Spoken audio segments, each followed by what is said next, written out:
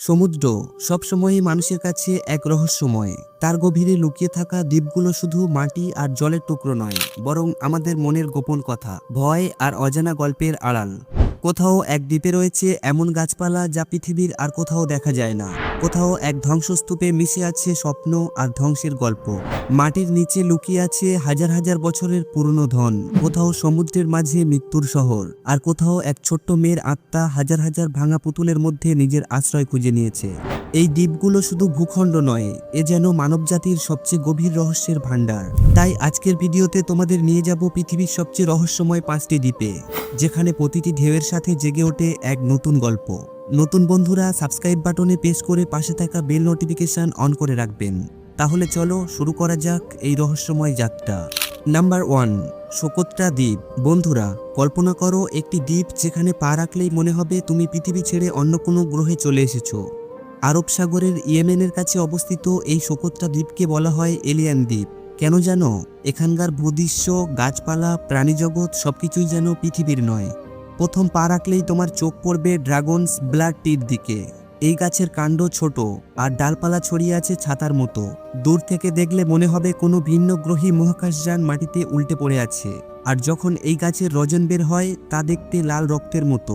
স্থানীয়রা বলে এই রজনে আছে জাদুকরী নিরাময় ক্ষমতা। কিন্তু এ শুধু একটা গাছের গল্প নয়, পুরো দ্বীপটি এমন অদ্ভুত গাছপালায় ভরা যা পৃথিবীর আর কোথাও পাওয়া যায় না। বিজ্ঞানীরা বলেন সোকোত্রার 30%-এরও বেশি উদ্ভিদ আর প্রাণী এখানে একক, মানে এগুলো শুধু এই দ্বীপেই আছে। তাই এটাকে বলা হয় ভারত মহাসাগরের গালাপাগোস। একদিকে সাদা বালির সৈকত, অন্যদিকে উঁচু পাহাড় আর মরুভূমি, অদ্ভুত শিলাগঠন। এ যেন মঙ্গল আর পৃথিবীর এক অদ্ভুত মিশ্রণ। স্থানীয় কিংবদন্তি বলেন সোকোত্রা একসময় রাজা সলোমনের যুগের অংশ ছিল। এখান থেকে পাঠানো হতো বিরল ভেষজ আর ওষুধ। কেউ কেউ বলে এটা ছিল ইডেন উদ্যানের জায়গা। আর রাতে এখানকার জঙ্গলে শুনতে পাবে অদ্ভুত শব্দ, যেন পাতার ফিসফিসানি ভেসে আসছে। এখানকার মানুষরা পৃথিবী থেকে বিচ্ছিন্ন, তাদের নিজস্ব সোকোত্রি ভাষা আছে যা আর কোথাও শোনা যায় না। বহু বছর ধরে এই দ্বীপ বাইরের জগতের সঙ্গে বিচ্ছিন্ন ছিল। কোনো আধুনিক রাস্তা বা বিমানবন্দর নেই, তাই পরিবেশ এখনো অক্ষত। নাসার গবেষকরা বলছেন যদি কোনো ভিন্ন গ্রহে যাওয়া হয় তবে সেখানেও এমন কিছু দেখা যেতে পারে। তাই সোকোত্রাকে বলা হয় পৃথিবীর সবচেয়ে ভিন্নগ্রহী জায়গা। কিছু ষড়যন্ত্রতাত্ত্বিক দাবি করেন এই দ্বীপ হয়তো প্রাচীন ভিন্নগ্রহী ঘাঁটি ছিল, যা প্রকৃতিতে রূপান্তরিত করেছে। সোকোত্রার রহস্য আজও অমীমাংসিত। এটা কি লক্ষ লক্ষ বছরের প্রাকৃতিক বিচ্ছিন্নতার ফল, নাকি এখানে সত্যি এমন কিছু লুকিয়ে আছে যা মানুষের বোধগম্য নয়? একটা কথা নিশ্চিত, সোকোত্রায় পা রাখলে তুমি অনুভব করবে পৃথিবীর এক গোপন সংরক্ষণে পৌঁছে গেছো, এক অচেনা পৃথিবী যার কোনো মানেই খুঁজে পাবে না। নাম্বার 2, ব্যানারম্যান দ্বীপ। নিউ ইয়র্কের শান্ত হাডসন নদীর মাঝখানে একটি ছোট্ট দ্বীপ। দূর থেকে দেখলে মনে হবে কোনো ভৌতিক সিনেমার সেট। একটি বিশাল ধ্বংসপ্রাপ্ত প্রাসাদ, এটি পোলেপেল দ্বীপ, কিন্তু পৃথিবী এটাকে চেনে ব্যানারম্যান দ্বীপ নামে। এই প্রাসাদের গল্প শুরু হয় ফ্রান্সিস ব্যানারম্যান নামে একজন স্কটিশ অধিবাসীর হাত ধরে। তিনি নিউ ইয়র্কে এসে অস্ত্র ব্যবসায়ী হিসেবে নাম করেন। 1890-এর দশকে তিনি পুরো সেনাবাহিনীর অস্ত্র আর গোলাবারুদ কিনতেন বেচতেন। তার মজুদ এত বড় ছিল যে শহর কর্তৃপক্ষ বললেন এত বিস্ফোরক শহরে রাখা যাবে না। তাই ব্যানারম্যান হাডসন নদীর মাঝখানে একটি দ্বীপ কিনলেন।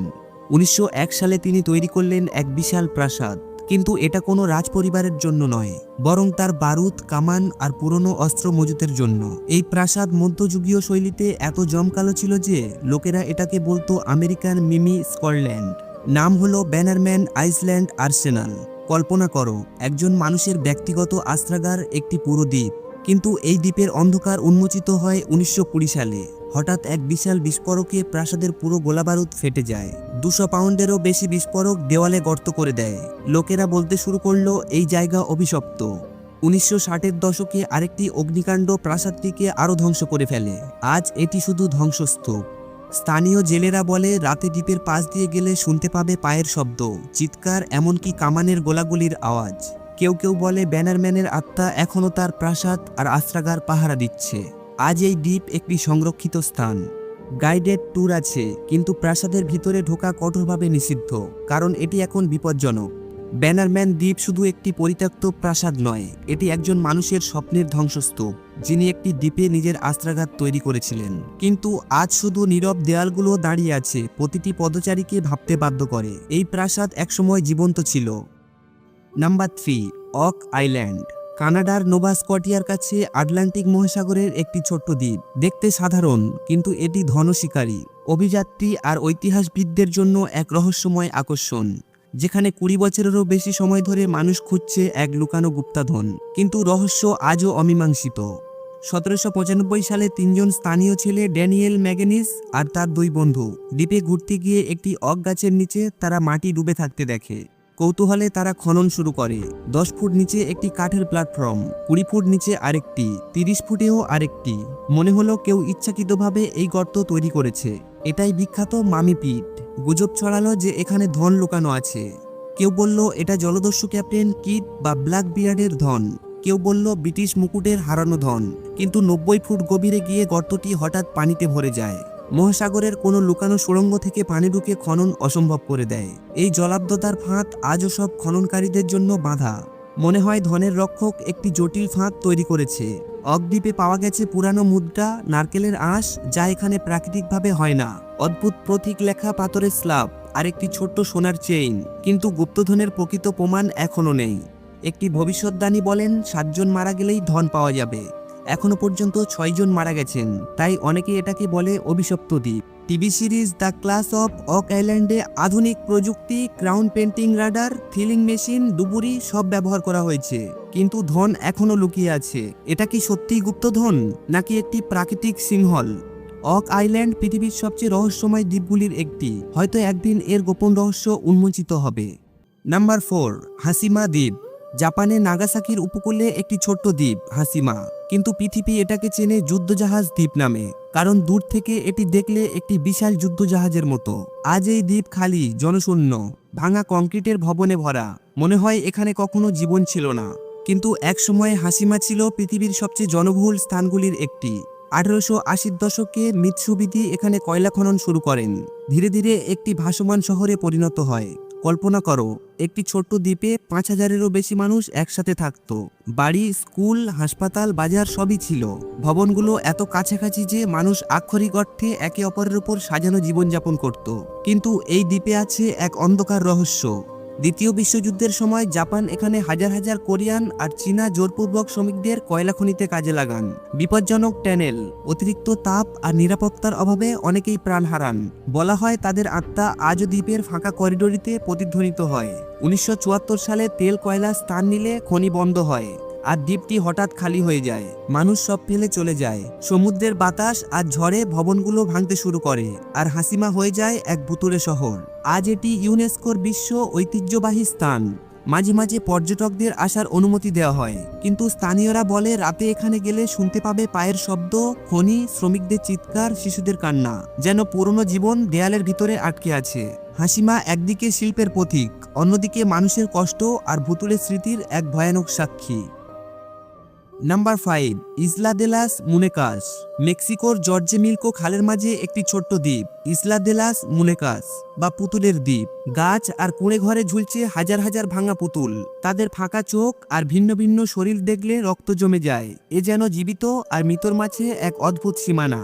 গল্প শুরু হয় ডন জুলিয়ান সান্তানা বেরেরা নামে একজন ব্যক্তির হাত ধরে। স্থানীয়রা বলেন একদিন তিনি খালে একটি ছোট্ট মেয়েকে ডুবে যেতে দেখেন।